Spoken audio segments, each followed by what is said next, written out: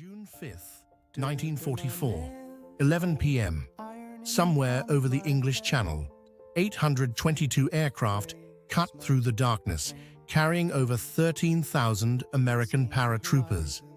Below them, the black waters of the Channel. Ahead of them, occupied France. Most of these men were barely 20 years old.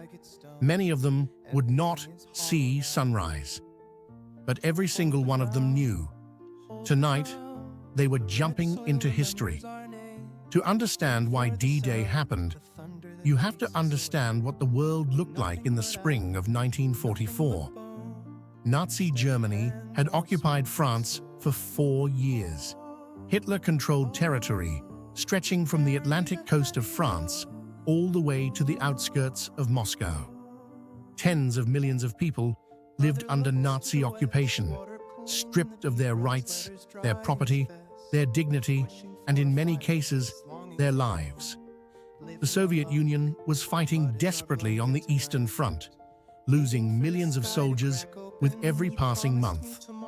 Joseph Stalin had been demanding a second front, a Western invasion, for 2 full years. Without it, there was a real possibility that the Soviet Union could collapse entirely, leaving Hitler as the undisputed master of continental Europe. The pressure on Allied commanders was immense. The invasion had to succeed. There would be no second chance. Hitler knew the invasion was coming. He just didn't know when or where.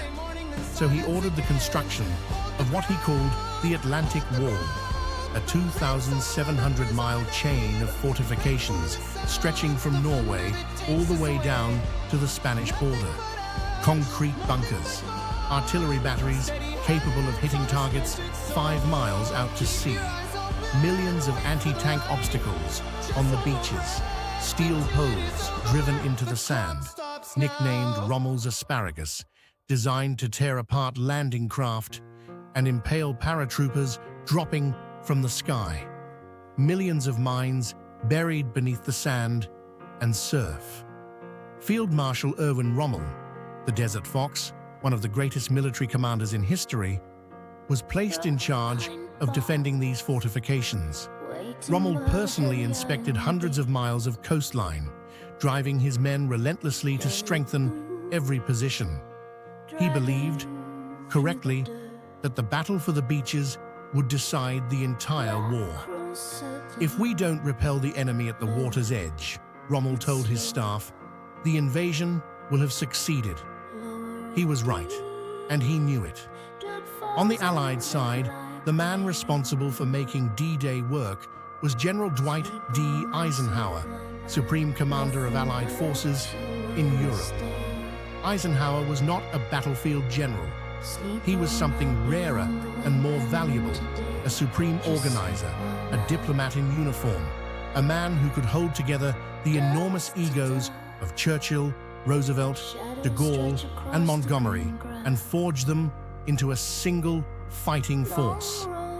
The plan he approved, Operation Overlord, called for simultaneous landings on 5 beaches along a 50-mile stretch of the Normandy coastline. Utah and Omaha beaches would be assaulted by American forces, Gold and Sword by the British, Juno by the Canadians. Supporting the landings, 3 airborne divisions, the American 82nd and 101st and the British 6th, would drop behind enemy lines the night before to secure key bridges, destroy artillery positions, and block German reinforcements from reaching the beaches. It was the most complex military operation ever attempted, and it had to be executed in complete secrecy, or the Germans would simply move their panzer divisions to Normandy and annihilate every man who touched the shore.